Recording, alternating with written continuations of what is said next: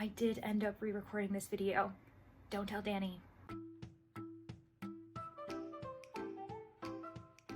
Hey everyone, welcome back to my channel. I'm Leandra the TBR0 and my goal is to lessen my physical TBR one book at a time. I am presenting you with the type of video that I haven't done all year, and that is a TBR video. I used to do TBR videos a lot, and then this year in 2023 I decided to be a bit more of a mood reader, and so I completely swore off of TBR videos, and now in the final month of the year, December, I am presenting you with a TBR. And you might be wondering, why is that? Well, since I just finished Get a Clue Readathon, I found along the way that I kept starting books, having to put them aside, and I've been collecting a very long list of soft DNFs.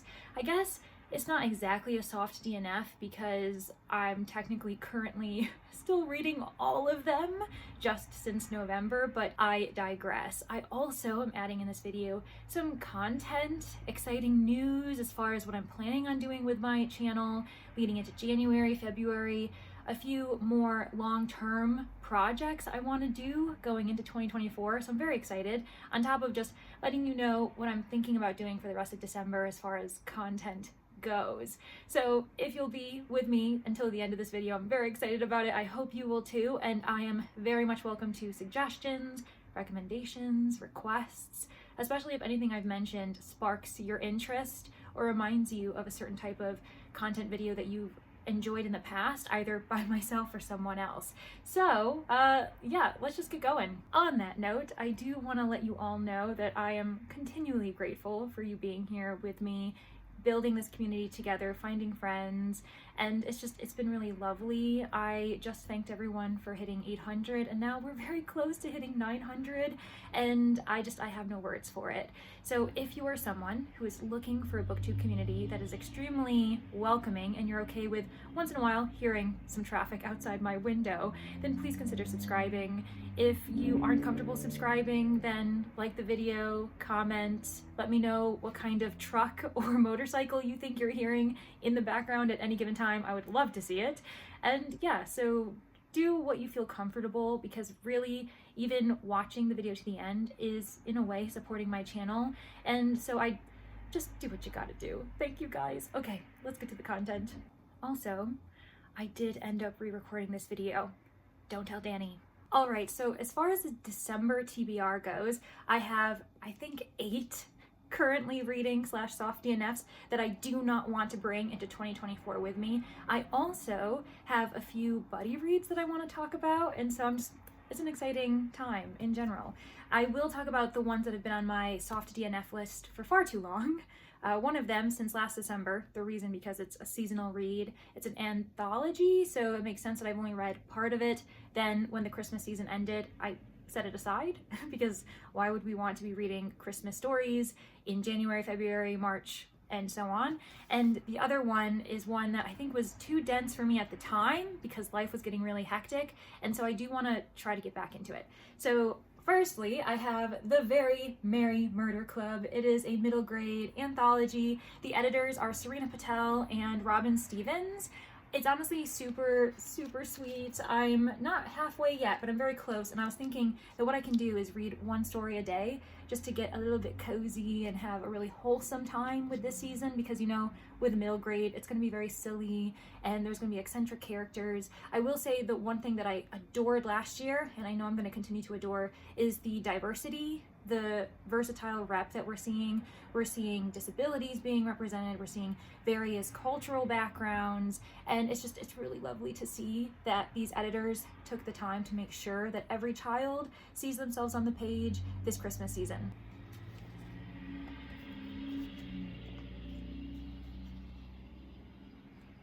Did you guess right?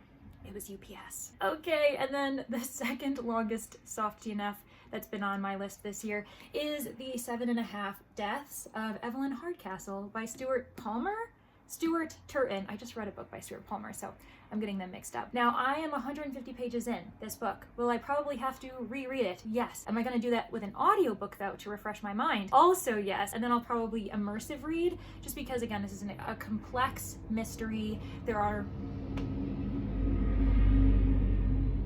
I I can't even imagine you guessing what that was. I don't even fully know. Some type of tractor device. Anyways, so this is a very complex mystery. It occurs over the course of one day, but multiple times. Our main character, he's embodying various characters, and the goal is to figure out by the 7.5 death how Evelyn Hardcastle was killed, by whom, and honestly kind of free himself and others within this weird world. There is a plague doctor who's kind of pulling the puppet strings, and I am enjoying it so far. So we are going to see if I can finally take this off of my TBR list and not have to pick it up in January. And now to all of the books that I started during Get a Clue and just didn't have time to finish them because the prompts were keeping us on our toes. The first one I'll talk about is Fear for Miss Bettany by Dorothy Bowers. I've had to restart this book twice, and that wasn't just in November. This was a book that we put on our book club list for She Done It for kind of spooky supernatural season, because there are seances, there are things going bump in the night. It occurs in an all-women's boarding school, like a young girls' boarding school that at one point was a nursing home that still has some nursing home residents wandering the halls. One of them is being poisoned and they have no idea what's happening. And so I was really enjoying it, but I felt the pressure every time I tried to start it.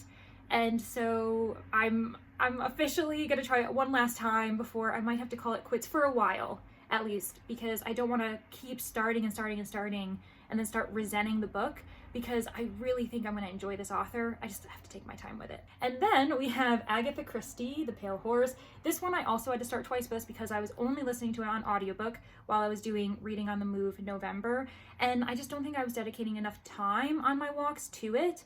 And so I do want to pick it up again, but I want to do it simply with the physical copy, or again, kind of pair them up with the audiobook for a bit more of an immersive reading process. Now, this one has been on my to-read list for a very long time because it was a purchased book for 2023, as was Fear for Miss Bettany. So a lot of these books I just want to read in 2023 because I bought them in 2023, and that's one of my big goals, is to not let books that I recently buy to sit on my shelves for too long, because it's like, what was the point of buying them, you know, now as opposed to next year then? And that is Fire Song by Vashti Hardy. I bought this back in February. It is the third book in the Brightstorm trilogy. This is middle grade as well, middle grade adventure. I really love throughout the series so far the discussions on environmentalism, on exploration, but exploration through ethical means, as far as not destroying the environment as you do it. I think it's really great social commentary for a middle grade audience, as well as for an adult, because I am thoroughly enjoying it, on how we can discuss exploration, embrace new cultures, new discoveries, without using it to manipulate or to monetize, take advantage of, you know, the new things that we're finding and harm the earth along the way. So this is the third book. I am enjoying it. I am a third of the way, or actually more than halfway done. So I should get through this very quickly as well. And it's in a bit of a wintry setting. So this actually might be perfect that I can finally finish it in December. And now I'll talk about Bloom by Delilah S. Dawson. The main reason I definitely need to finish this ASAP is because this isn't my copy. A friend very kindly lent me her brand new copy that she absolutely adores. And it's a very short book, so I really shouldn't have it as long as I have. And so I need to prioritize it. This is sapphic horror, and I'm thoroughly enjoying it. It's very eerie. It's a bit of a subtle horror. It's campy as well. This woman, she is frequenting her farmer's market, and she kind of befriends this woman who is selling cupcakes and floral arrangements and plants, and they slowly begin this kind of romantic entanglement. What is going on with our main character, Ro, is that she's only ever had romantic relationships with men before, so she's had a very heteronormative experience, and so this experience with this woman is very new to her, very fresh. And what's very eerie and scary about it is that she is comparing this to all of the heteronormative experiences she's had, and it's actually made her see red flags as not as intimidating or not as something that she should be considering as seriously because they're with a woman. And I don't know, I find that very interesting. I'm really excited to continue it and then give it back in perfect condition to my friend. Two more on this DNF list, or at least soft DNF list, is The Birthday Murder. Now this one's by Blanche Lewis, a woman under a male pseudonym, and it was published in the 1940s. It's set in Beverly Hills, which I think is very interesting because the next book I'm going to talk about is is also set in Beverly Hills, and it's far more sinister, but this one follows our main character. She is a writer, and her writings have been sold for playwrights, for the rights to movies, and her husband's a B film director. And so recently her newest book has actually been sold to his studio. He's hoping to direct it. However, before he can do that, on her 35th birthday, he is murdered. They discover that he is poisoned, and it's exactly in the same way that is done in her book. And on top of that, the wife did it in the book. So now everyone's wondering, did Victoria do this?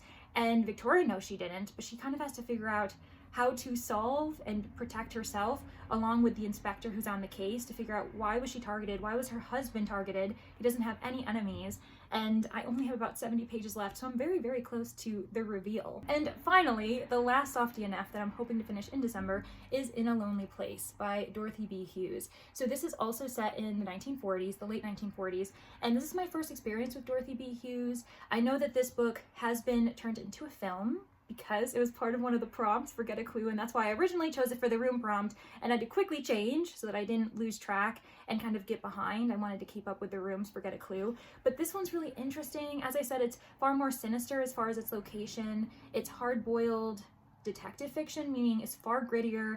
It's not necessarily a puzzle mystery where one person is murdered and we have a set group of suspects. This one actually is involved with a serial killing, a strangler who is targeting young women, and we are interestingly following the perspective of a man who is becoming more and more suspicious. And I'm wondering if he is the killer, because I just don't trust him. The way he is looking at these women, talking about them, his involvement in the case is very uncomfortable. He's also a writer, but again, compared to Victoria in The Birthday Murder, I am just not as big of a fan of him. And I love that it's written by a woman. I feel like I would be far more uncomfortable in a bad way if this was written by a man, but because it's written by a woman, I'm finding it so fascinating, and I'm gonna have to keep you all updated, because if I enjoy this, I have a few more on my shelf, by her, that I am hoping to read ASAP. Okay, you can't tell as I move into the next section, but I'm sitting on 2 pillows to kind of bump me up so that I'm a bit more comfortable looking at the camera, and I just find it very silly that I've created a pillow booster seat for myself, just because you don't understand this right now, but it's a very precarious filming position that's going on, and you know what, we're doing what we can. So after I complete, hopefully very quickly, all of these soft DNFs, and I know it might seem kind of scary because I've already mentioned 8 books. Leandra, what are you doing in this last month? You're not going to relax. I promise I'm going to relax this month. And most of the books, I'm about halfway or more than halfway. So that's why I'm not as intimidated to add more books to what I'm reading for December. But I also really wanted to participate in a readathon that's happening. It's called the Rereadsthon. On that note, I'm also participating in other readathons happening or other reading big events. For instance, Sprintmas, which is being hosted by Brittany Loves Reading, and I'm going to be one of the guests on the 21st of December, so mark your calendars. I'm also participating very kind of distantly in Bookymon because they're doing a bit of a mini readathon event that's hosted by Reading with Meredith. And then finally, I'm also participating in A Court of Books, which is hosted by I Would Rather Be Reading, aka Katie. So among all of those other things, another loose participation that I'm having is Rereadathon. I can't remember who the host is of that, so I'm so sorry. But I will include all the announcement videos below so that you can kind of decide if you want to participate in any of them throughout the rest of December. But the Rereadathon is basically encouraging people to reread books, and that's something I don't do enough. And I think it's actually a great timing, especially with the type of content I want to do in late December. It actually would be so much easier for me to simply reread books in like the last 2 weeks. So it's kind of what my goal is. And those books include, well, this one I'm going to finish in the next week because I'm teaching it. That is Colson Whitehead's The Intuitionist.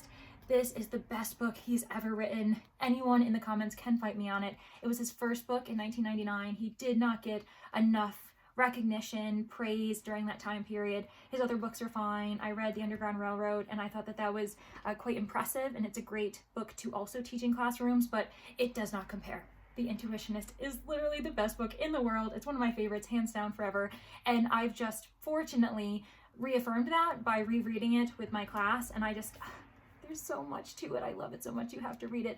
If you like alternate history, a bit of science fiction, a really interesting perspective on 20th century New York City, in this kind of imaginary metropolitan that's never named, but we know it's New York City. It's so good. Please go look it up. I'm also hoping to reread Agatha Christie's The Man in the Brown Suit. Now this one's also a bit work related, and I probably also will be reading it sooner than late December, and that's because it is the pick for She Done It Book Club's first read of the year, and it's because it is our centenary month, meaning that in January we are planning on celebrating one book's 100th anniversary, and that is The Man in the Brown Suit. I really love this book. I loved it the first time I read it.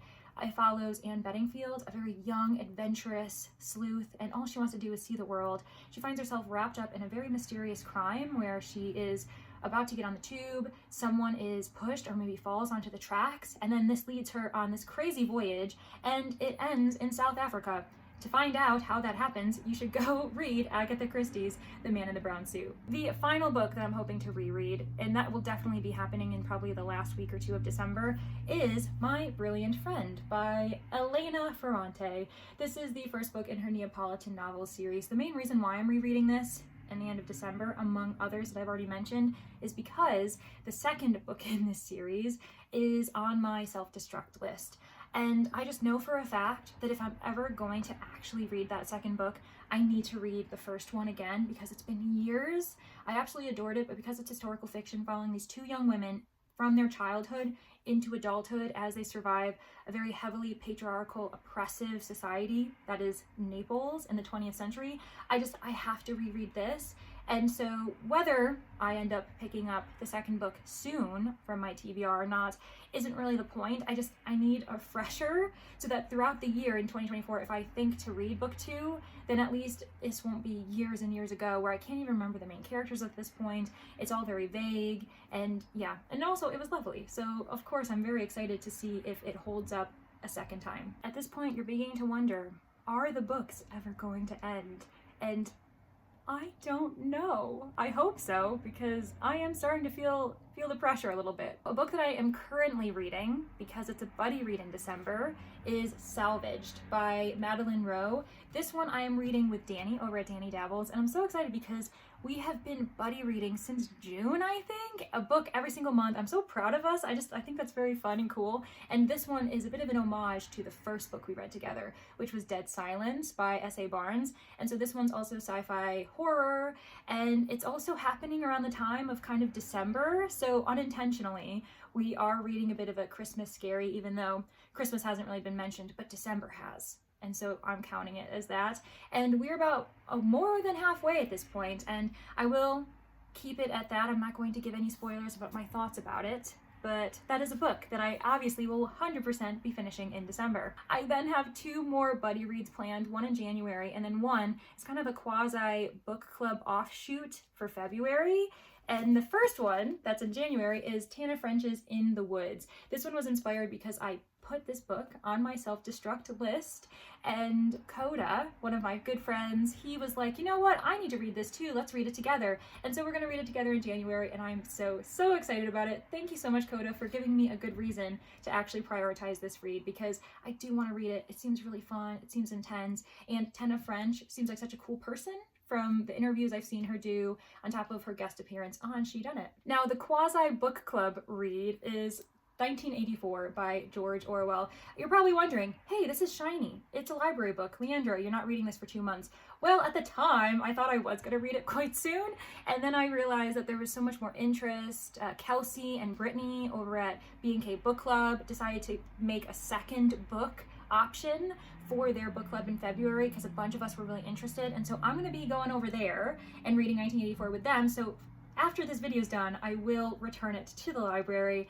and I won't think about it for a few months, and then I'll just borrow it again once February comes around. It's a classic that I've never read before. I'm excited because the only other George Orwell book I have read is just down there, Animal Farm, and that also wasn't in school. I never had to read this author in school, and so I find that fascinating that my only interactions with him as a classic writer will be in my own time, as like pleasure reading experiences. The final stack. Now, all of these are hopefuls except for one. I'm determined to read at least one of them on this stack, and you'll know why once I reveal it. I'm just gonna show them in rapid fire because I still haven't even talked about my content plans for December and throughout 2024, and we gotta keep things moving. So I am participating in Bookemon, and the first thing you have to do in December is read the book that is associated with your stone. I'm gonna be a part of the Earth Stone team, meaning that I have to read a book that has a tree in it. And so my two options that I've decided are Rim of the Pit. This is by Hake Talbot.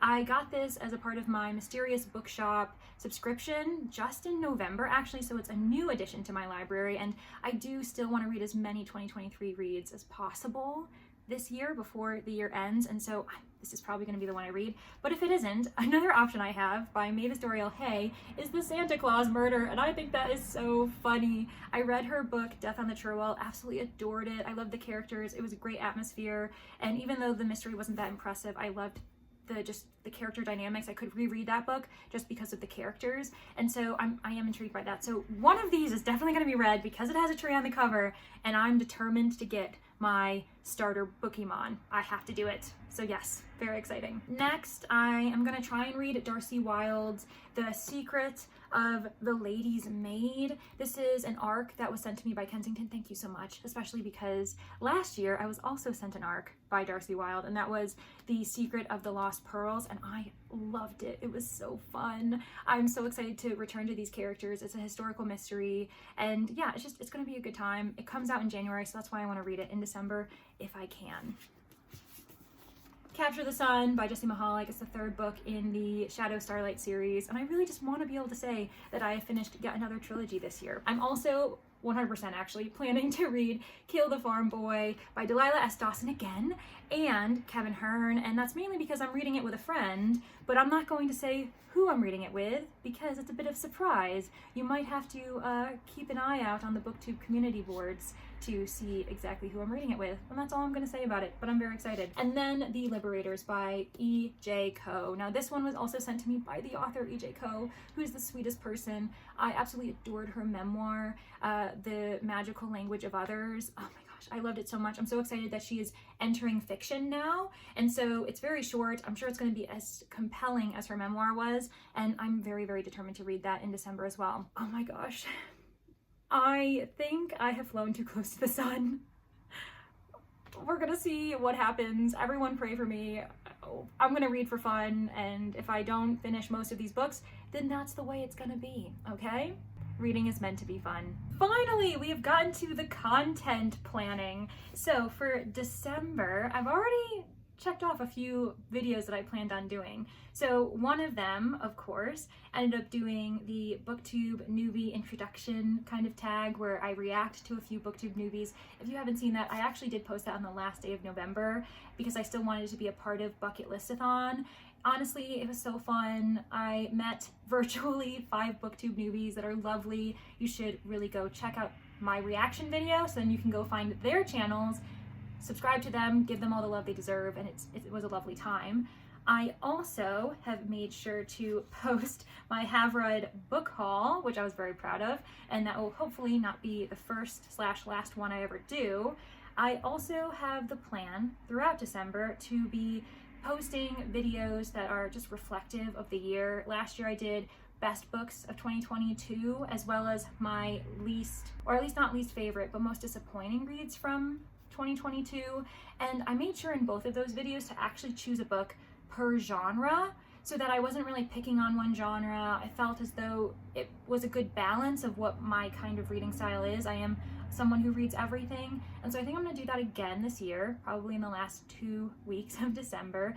Also, because TBRathon is coming up, if you have no idea what I'm talking about, you should go check out the announcement video because it's pretty cool. I plan on giving some kind of helpful videos, little mini videos to like get people excited, for instance, announcing the Discord that I'm currently working on, and I'm so excited for you all to join it and have fun and support each other throughout the month of January. I also plan on doing a mini video highlighting each worksheet. I swear it's not going to be more than 5 minutes, especially because with the map and with the to-be-rolled game board, I think it could be fun if I kind of played along and performed something for those of you who might not have access to kind of creating your own storyline or rolling the dice. I'm going to do that for you, and it could be fun for those of you who just want to be surprised to kind of bookmark that video, and then every time you finish a book, finding out what your next read will be. Or of course, you can just watch the entire thing, plan out a TBR, and then you're set. But I think that what I'll do for each video is just showing you the various ways you can engage with this worksheet, make it a challenge,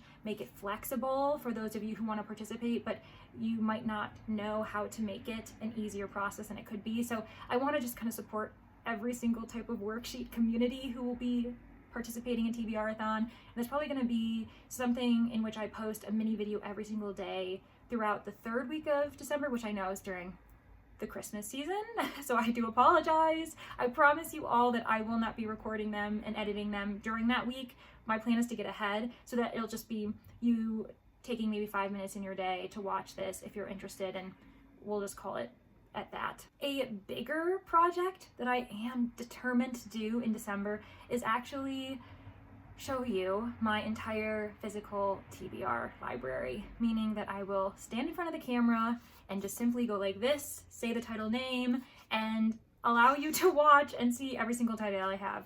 I was kind of two minds, wondering if I wanted to do a video like that, because I know that some people might feel a bit as though they are frustrated that they don't have as many books as they have. I don't want it to seem that I'm flaunting the number of books I have, when in reality, I'm actually mad that I have this many books that I haven't read yet, because I actually want to have mostly books I've read and like a manageable TBR. So, and that's just not the case for now. But other people in the community have mentioned that they actually don't feel uncomfortable and they enjoy watching that type of content. So I will be doing that. So it will come, this entire physical TBR library reveal, and I am kind of excited about it. The editing is not going to be fun, but you know what? We are going to climb that mountain when we get there. And then finally in December, my plan is to also do a bit more bullet journal content. So providing a reveal of the last 6 months of my 2023 bullet journal, since I did do a video showing the first completed 6 months, and that was pretty successful. People enjoyed it, so I think I'm going to do that again. And then also showing my spreads for my 2024 bullet journal, which I have in front of me. It's so exciting. And you know what? I'm probably the only person who's going to enjoy this, but I love that it's purple with a little gold band, because it's a bit of an homage to the gold book that I have for 2023. And so I feel like I'm carrying 2023's bullet journal with me as I fill out 2024. And so yeah, I think it was meant to be. Finally, I'm going to talk about some plans I have for 2024. Obviously, I am hosting TBRathon, so there will be a lot of sprints on my channel, but I also plan on making sure that as long as you're a part of the Discord, you will see all of the reading sprints that are happening. I'll have a submission form so that people can share on that submission form any sprints that they've planned that are TBRathon themed, and then maybe the first week, the second week, the third week, the fourth week of January, I'll just post it a week in advance every single time so that you can kind of plan out your weeks that way. Still working out the kinks there. But on top of that, after TBRathon, I have a very fun TBR game planned. Not really a game. I'm actually going to be choosing a different booktuber every single month and watching them play their game and then playing along with them, so that if whatever prompts they're being forced to do, whatever challenges or punishments, I have to do it along with them, but with my library. I'm really excited just because I have discovered I have so many friends who have TBR games. I think it could be a great collaborative, supportive type of video content where I get to just basically highlight my friends and let you know that you should go check them out too. For instance, I know that Brittany Loves Reading has a TBR game. Bree from Four Paws in a Book has a TBR game. Amy's Bookish Life, she says she's got a TBR game. So I'm already in my mind thinking of who I'm going to be kind of watching and playing along with throughout February to December, because I already know that would be way too much to expect of me to do it in January, but February to December, you can see me doing that. So if you have a TBR game, let me know in the comments, because then I can kind of keep it in mind if I want to choose your TBR for that specific month to be my TBR for that month as well. Okay, I think that is all. Beyond the kind of general content I always make, whether it be vlogging or reading sprints or sit down content videos, I'm just really excited for what 2024 brings, especially because I have such a bigger audience to interact with. So I really do hope that you all stick around, because I think it's gonna be really fun, and I think you all are gonna challenge me to test my content to its limits a bit, get out of my comfort zone in the best way possible, and I'm pumped. So thanks everybody for being here. Thanks for getting to the end. If you haven't subscribed and somehow I've convinced you by the end of this video to do so, then awesome. Thanks for joining the community. If you haven't yet, maybe consider liking the video, consider commenting below, and I really do hope to see you in the next one. All right, bye.